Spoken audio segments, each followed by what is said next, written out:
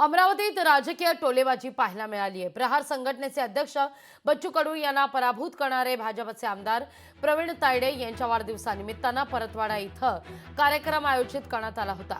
यावेळी भाजप नेत्या नवनीत राणा आणि खासदार अनिल बोंडे यांनी बच्चू कडू यांचा समाचार घेत त्यांच्यावर जोरदार टीका केली।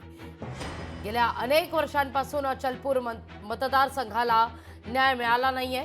अचलपूर मतदारसंघ अजूनही गावखेड्यासारखा वाटत असून अनेक गावात रस्ते नाहीयेत असा आरोप नवनीत राणा यांनी केला आहे।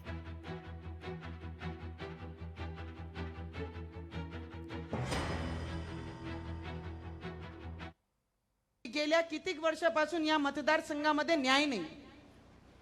खूप सारे ड्रामे, कधी कुवेचे वर, कधी खड्ड्याचे खाली, कधी टाकीवर, हे मी माझे लग्नाचे आधीचे जे किस्से होते या मतदारसंघामध्ये फिरता फिरता सगळे गावाचे लोक मला सांगत होते की ताई, या मतदारसंघाला खरं व्यक्ती गरीब असला तरी चालेल, पण तो इमानदारीने या मतदारसंघामध्ये काम करणारा व्यक्तीच आम्हाला हवा आहे।